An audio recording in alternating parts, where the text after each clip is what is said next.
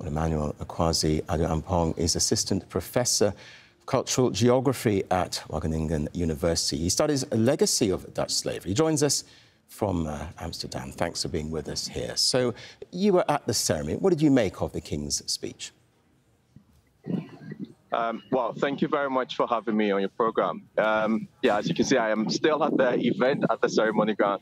I think there was an expectation with the King coming to apologize, and a lot of people were very relieved to hear the King say that. And you could also sense that from the huge rounds of applause and shouting and almost jubilation when he made that pronouncement of apologizing for the role of the royal family in slavery.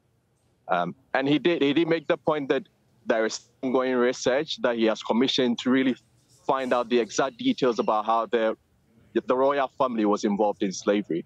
But the mood here was one of, people were really happy with that acknowledgement. They still know that there is still work to be done, but at least they see this as a first important step that people have been campaigning for many, many years. So it was really a sign of relief for many people here. Yes, you say still work to be done. What about financial reparations, which descendants of enslaved people have often campaigned for? Why does that seem to be less forthcoming?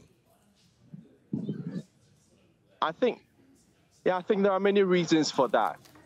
Because, I mean, one, you need to first determine how much of financial reparation has to come. And is that all? Is that all there is? Is it only financial reparation, and who do you pay it to?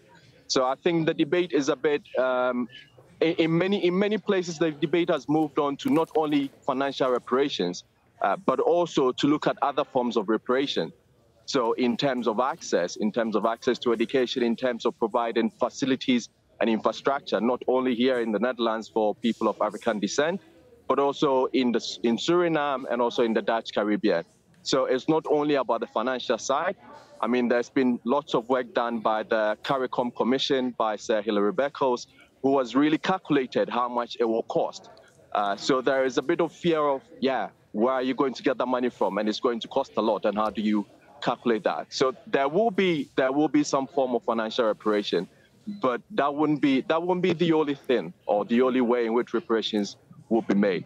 Yes, you say there's a debate. You say there's a debate. So forgive me for jumping in there. I mean, people who may be against reparations might say, look, the past is the past. It's time to move on. How would you respond to that?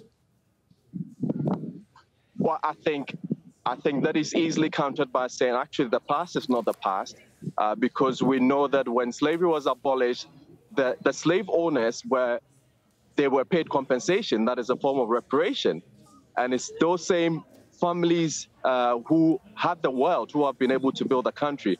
But also, we know that the institutions that came with slavery, it still lives on. It still lives on in the discrimination that people of African descent face. So the past is really not the past. The past is still in the present.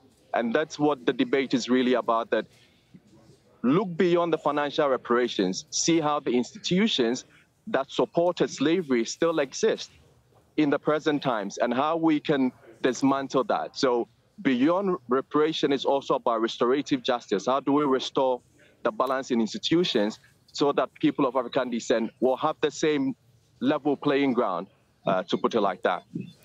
Emmanuel Adu-Ampong, we appreciate your time here. Thank you. Yeah, thank you very much.